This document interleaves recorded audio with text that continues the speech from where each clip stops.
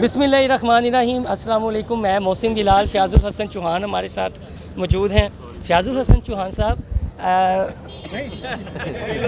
परवेज़ इलाही 70 साल के बुज़ुर्ग, 70 साल बुज़ुर्ग, और वो कहते हैं कि मुझे कल का एक बच्चा जो है वो हरासा करता है। तो बुज़ुर्गों को अब बच्चे हरासा करना शुरू हो गए हैं, ये क्या अदालत में वाक़या हुआ है? नहीं, ऐसी कोई बात नहीं हुई। उन्होंने ये कहा है कि ये मेंबर्स, पंजाब असम्बली के मेंबर्स और हमारे जो कैंडिडेट हैं 20 हलकों में, उनको हरासा किया जा रहा है पुलिस के ज़रिए से, इंतज़ामिया के ज़रिए से। एनोनिमस कॉल्स आती हैं, प्रेशराइज़ किया जाता है, आप ये टिकट ना लें। उन्होंने उस कंटेक्स्ट के अंदर ये बात कही है। अच्छा, मुसलसल हम एक और सीरियस नोट में ये सवाल है कि मुसलसल हम देख रहे हैं कि ट्रेंडिंग का सिलसिला नहीं रुक रहा, लेकिन आपका ये मौक़िफ़ है कि हमें अदारे को मुतनाज़ा नहीं बनाना चाहिए।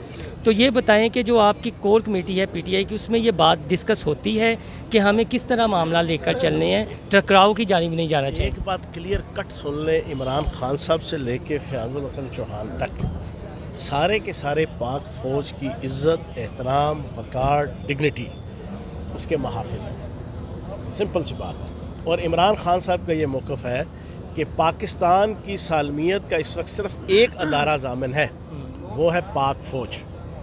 पाक फ़ौज हमारे माथे का झूमर, हमारे दिलों की धड़कन, और जनाब हमारी पलकों पे, हमारे कंधों पे, हमारे सीनों पे और हमारे सर पे। जी बिल्कुल, फ़याज़ुल हसन चौहान साहब का मौक़िफ़ तो आपने सुन लिया। अदनान ज़ैदी साहब हमारे साथ मौजूद हैं। अदनान ज़ैदी साहब, ऐसा लगता है कि चौधरी परवेज़ इलाही की लंका डूब गई, जब यही करना था तो पहले कर लेते। नहीं, मेरा ख्याल है मोहसिन कि ये हवाएं जो कल से चल रही हैं ना, और ये पूरे पाकिस्तान में हवाएं ना सिर्फ एक मौसमी तौर पर चेंज हुआ मौसम, ये मेरा ख्याल है सियासी तौर पर भी चेंज हो गया है। और अगर आप इसे ओवरऑल सूरत हाल पर देखें तो आप ये देखें कि बलूचिस्तान के बाप पार्टी के भी लोग बोले हैं, एमकेएम वाले भी बोले हैं, ठीक है, और वो बड़ा सख्त बोले हैं। कितने अफराद पे और कितने असम्बली मेम्बरान पे वो लोग खड़े हैं, शहबाज शरीफ और साहब, ये बातें जो है ना, ये कैटेगोरिकली कह रहे हैं, ये चूचू का मुरब्बा ऐसे चलना है। एक बात यहाँ हो गई कि मुस्लिम लीग नून कानों में बुर्कियाँ नहीं डालती कि वो पेट्रोल की कीमतें बढ़ा रही है या जो भी कर रही है, तो शायद वो उसे अपने अगले सिनेरियो का ना पता हो। तो आप उस पर सर जवाब ले लेना। यहाँ पे आपको नहीं पता कि यहाँ पे किस तरीके से मामलात एकदम बदलते हैं, ठीक है। रियासत को जो चीज़ें दरकार थी, अल्हम्दुलिल्लाह अब रियासत इस वक्त अपने कम अज़ कम जो लड़खड़ा रही थी वो अपने पाँव पे थोड़ा खड़ के आप बड़े वसूख से कह रहे हैं। जैदी साहब ने तो की गल कर दी थी बड़े वसूख से। मेरे ख्याल में लोगों से रियासत बनती है।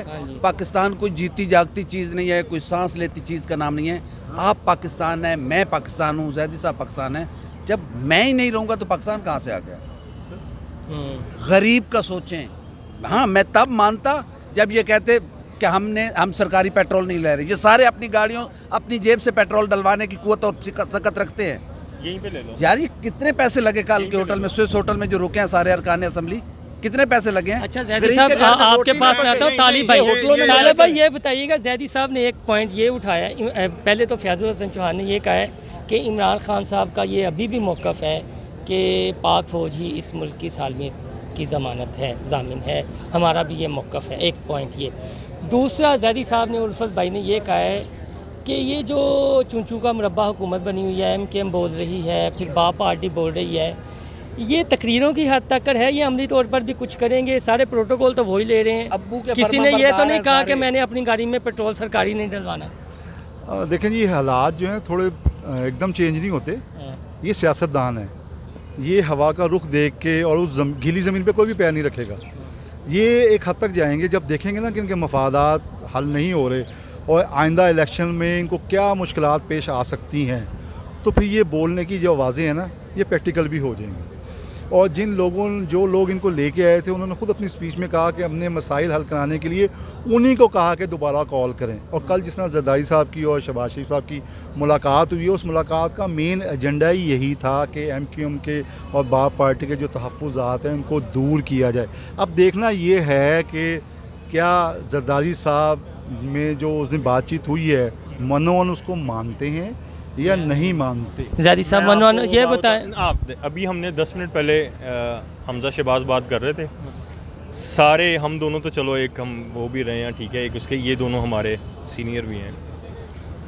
आज हमज़ा शहबाज ने वो जो सारी आप बात कर रहे थे ना कि रियासत, मैंने जो भी बात की है कि अपने पाँव पे खड़ी हुई है, और वो जो तमाम तर हमारा जो तेल निकला आवाम का, आज हमज़ा साहब ने सिर्फ अपने वालिद साहब का नाम लिया है और नवाज़ शरीफ का नाम लिया है कि हमने वो बोझ उठाया है, हम वो कीमत चुका रहे हैं। आप ये बात ही नहीं नोट कर रहे सर? नहीं वो ठीक है, कीमत चुका रहे हैं, तो वो कल आप कह रहे थे जरदारी कितने गए थे, फजल रहमान कितने गए? मौलाना फजल, देखिए इस महंगाई के दौर में, इस महंगाई के दौर में, एक मिनट तालिब भाई, कहने का मकसद ये है कि उन्हें पता चल गया कि हवाएं बदल चुकी हैं, ये आप अक्टूबर में इलेक्शन लें। और देखिए ये गन का टोकरा जो था ना, माजरत के साथ मैं अल्फाज इस्तेमाल कर रहा हूँ, ये गन का टोकरा नून लीग ने उठा लिया है, जो पीटीआई के थे आधे, जो भी था अब ये गन साफ करना पड़ेगा, समेटना नहीं पड़ेगा, साफ करना पड़ेगा। कौन जो भी आएगा, जो भी हुकूमत आएगी, चाहे वो एस्टेब्लिशमेंट हो, चाहे वो पार्टीज हो, कोई भी हुकूमत आए, मैं ये कह रहा हूँ ये हालात अब जो है ना, अब काबू में।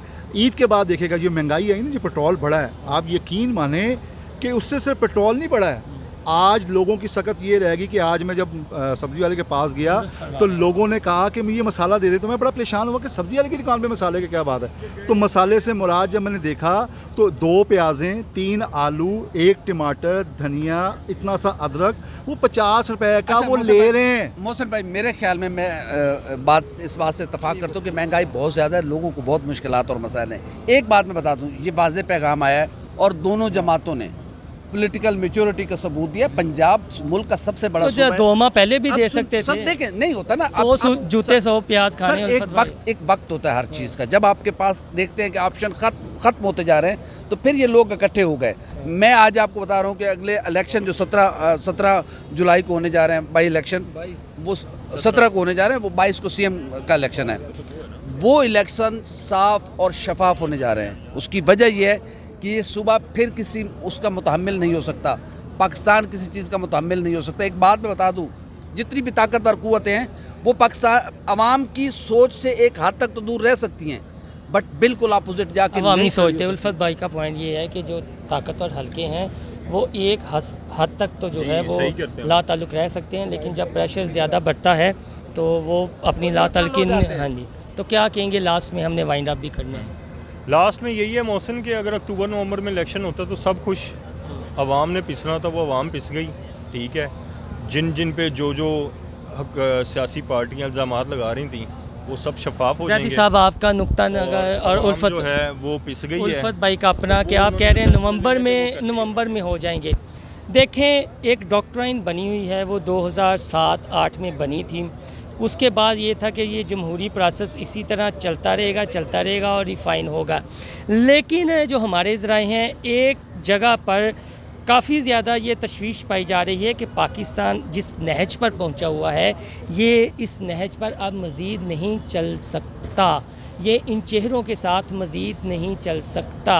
इसमें कोई वैरायटी लाने की ज़रूरत है और उस सिलसिले में बहुत ज़्यादा गौर हो रहा है। नए चेहरे जो हैं वो भी तलाश किए जा रहे हैं। तहम ये है कि कोई ना कोई टर्निंग पॉइंट ऐसा होगा कि जो पाकिस्तान की किस्मत लाजमी बदलेगा। हमें इस सिलसिले में होपफुल रहना चाहिए। और जाते जाते इस असम्बली ऐवान की बात के 3 माह तक एवें ही चौधरी परवेज़ राही ने सूबे नूं लटकाई रखिया ते पूरी PTI नूं नाल बेवकूफ़ बनाई रखिया।